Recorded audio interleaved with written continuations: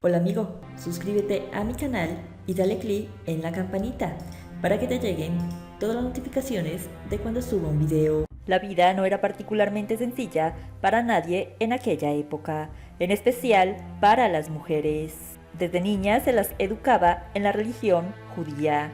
Esta instrucción era inculcada en el seno familiar por las costumbres que observaban y también en la escuela de la sinagoga, donde les enseñaban a leer y aprenderse de memoria las escrituras. Debían cumplir con la ley de Moisés. En la cultura machista, las mujeres y los niños estaban por debajo de las bestias de carga en la escala de valor y jerarquía, y por eso las parejas preferían engendrar varones a tener hijas. A menudo las hijas eran prometidas en matrimonio a sus futuros maridos, siendo aún muy jóvenes. Una vez casadas, empezaban inmediatamente a tener hijos tras hijos, y muchas jóvenes morían durante el parto. Como la vida de las mujeres giraba en torno al cuidado de su marido e hijos, las jóvenes aprendían muy temprano a manejar un hogar. La educación religiosa para los niños judíos se centraba en el hogar. Algunos dicen que esto hacía necesario que las mujeres conocieran sus tradiciones, creencias, leyes, reglas y prácticas religiosas. Existe consenso en que las mujeres no estudiaban la Torá en público, pero podían asistir a la sinagoga, que no siempre significaba un templo físico, sino una congregación o asamblea.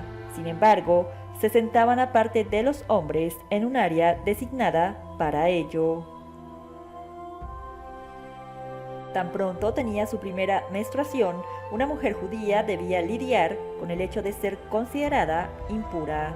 Eso también se aplicaba al sangrado después de haber dado a luz. Estos periodos regulares de exclusión, de una semana de duración, terminaban con la inmersión en un baño ritual llamado mikveh.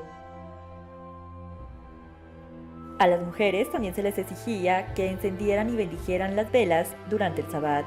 María Magdalena habría conocido muy bien estas prácticas y costumbres rituales en particular. Antes de la puesta del sol de los viernes, se preparaban para celebrar el Sabbat. Para ello barrían y limpiaban la casa, mudaban la ropa de la cama y de la mesa. Se purificaban lavándose en una tinaja en casa, se ponían el mejor vestido.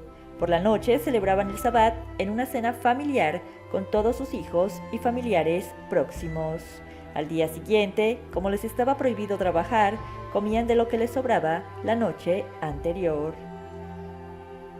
Había 3 mandamientos básicos para las mujeres judías ortodoxas: mantener su familia pura, encender las velas durante el Sabbat y respetar la ley del halá, diezmo pagado al rabino con un pan que pesaba al menos 1.600 gramos, como gesto simbólico para asegurar la prosperidad de sus familias.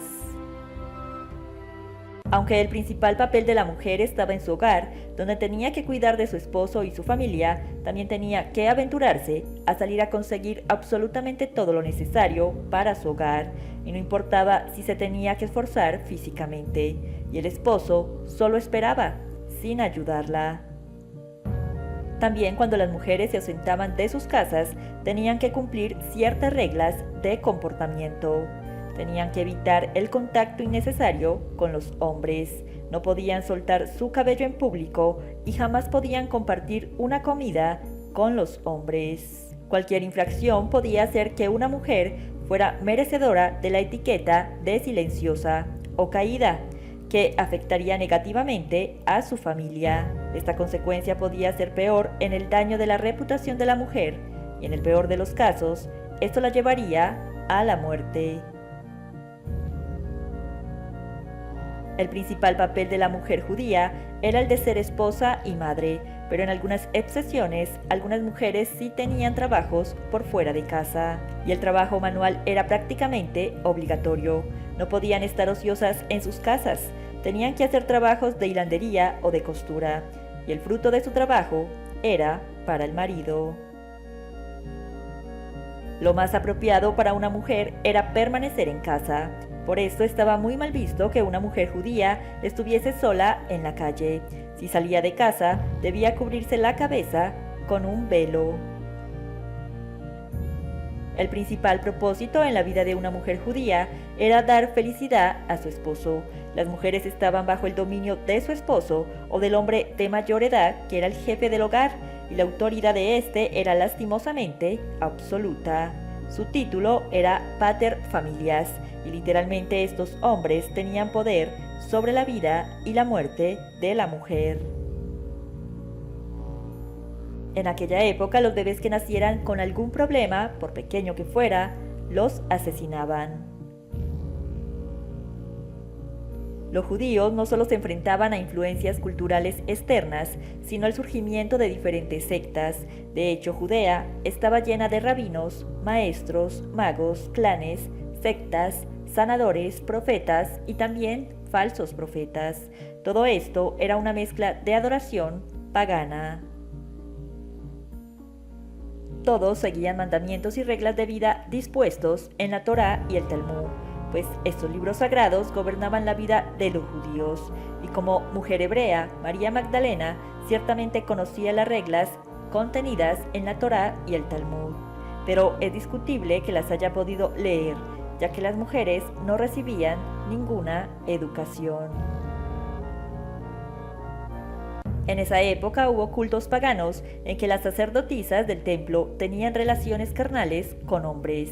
Algunos dicen que se trataba de ritos mágicos de fertilidad, más que de románticas iniciaciones de lo sagrado masculino y lo sagrado femenino. María Magdalena era sacerdotisa, pero no se cree que haya estado en esos cultos paganos, porque ella era una mujer independiente que no necesitaba un esposo y que estaba encendida con una creencia apasionada en la vida de Jesús. Otro punto eran los romanos, que empezaron a vigilar muy de cerca a los seguidores de Jesús, pues los romanos podían encarcelar fácilmente a cualquier sospechoso de violar sus reglas y las leyes civiles. Ellos crucificaban, decapitaban y apedreaban hasta causar la muerte. No es sorprendente que los judíos temieran la rápida y cruel justicia de los romanos. Muchos mártires sufrieron temibles muertes, como por ejemplo Policarpo, obispo de Esmirna. Fue martirizado en el año 155, cuando lo quemaron vivo y lo atravesaron con una lanza. Algunos relatos dicen que del agujero de su carne salió una paloma y suficiente sangre como para apagar el fuego. Las mujeres sí que sufrían y sus muertes eran temibles, pues muchas de ellas las llevaban a celdas donde las bestias desgarraban sus cuerpos. Una mujer judía que rechazó a un cónsul romano fue obligada a vivir como ramera durante un mes y luego fue obligada a rodar sobre pedazos de cerámica y carbones ardientes. Historias como estas ilustran la bestialidad de los castigos romanos. Los historiadores cuentan que para esa época María Magdalena ya había salido de Judea antes de todos estos sucesos sanguinarios.